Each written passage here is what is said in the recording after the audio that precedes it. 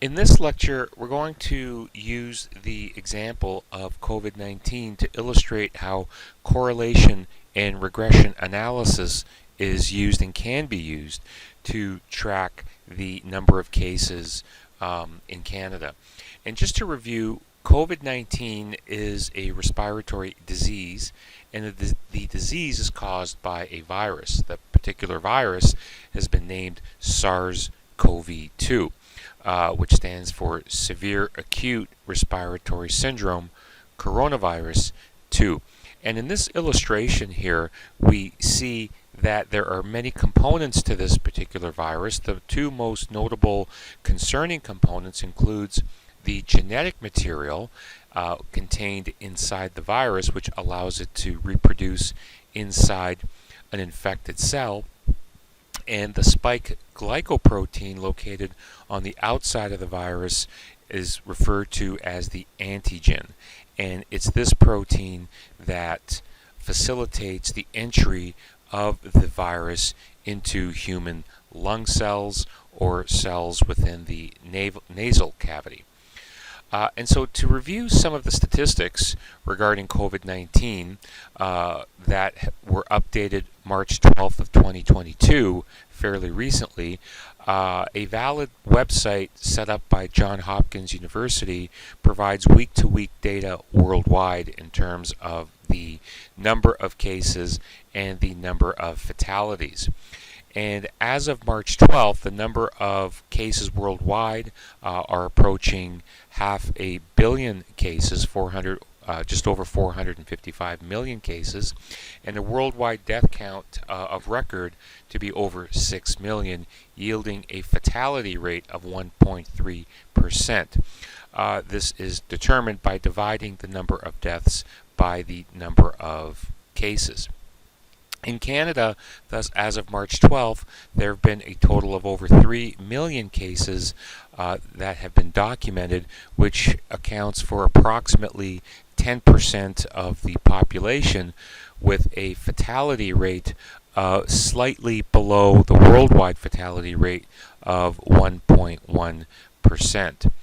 And the use of regression analysis can enable the examination of patterns that can eventually be used to forecast cases in the future. And so in this example, we're examining new SARS-CoV-2 infections, not necessarily COVID-19. COVID-19 is the disease, and the new infections include those that have been asymptomatic.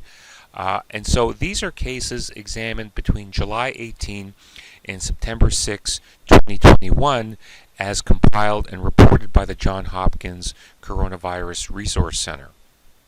And we see here that this is an example of a non-linear relationship between the time, and on the x-axis it's not labeled, but the x-axis indicates weeks from the start of the tracking period here for July 18th, and the number of cases that were reported on a week-to-week basis. The blue diamonds indicate the weekly cases reported on July 18th and every other week out to September 6th, and the dark line indicates the dark curve rather indicates the fit to the data. And so you see here that the blue diamonds don't exactly fall along this line, along this curve of best fit.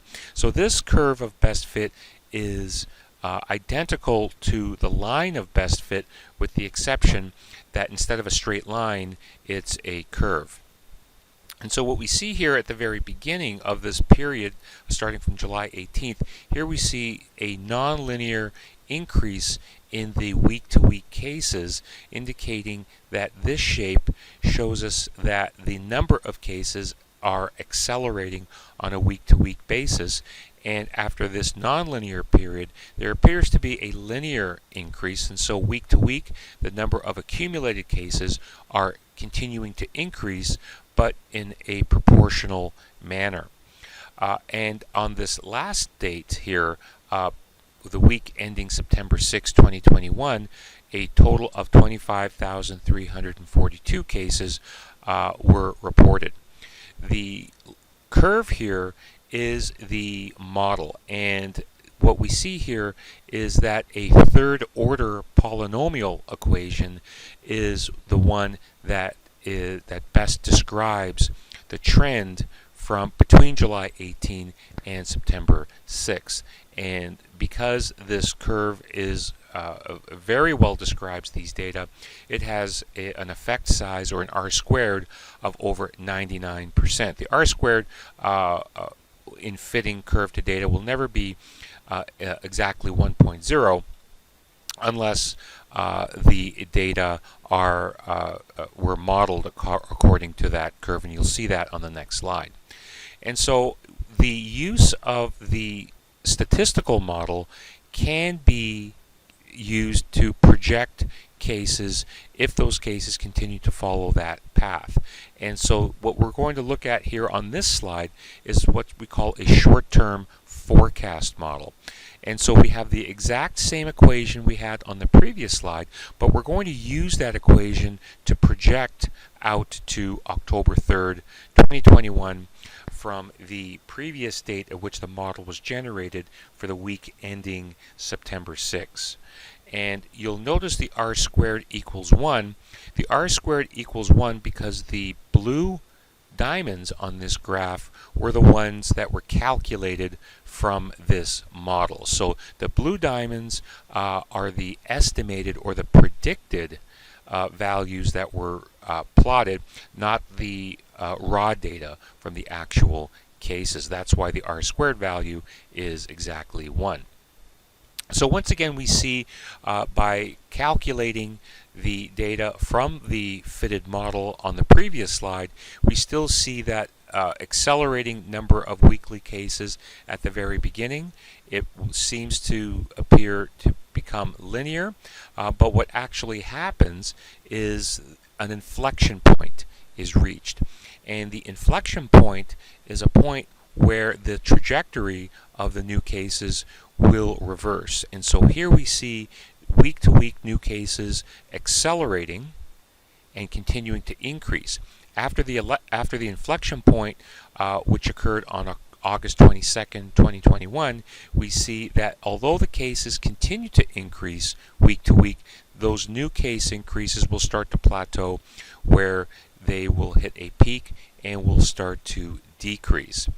And so to test the accuracy of this model, the projected number of cases for the week ending September 12th is 1 week after which the model was generated.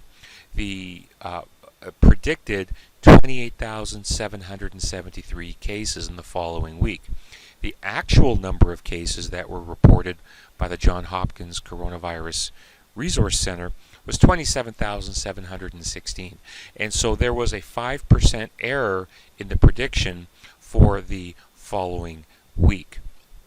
And so this ends this particular lecture on our use of regression modeling for COVID-19 cases.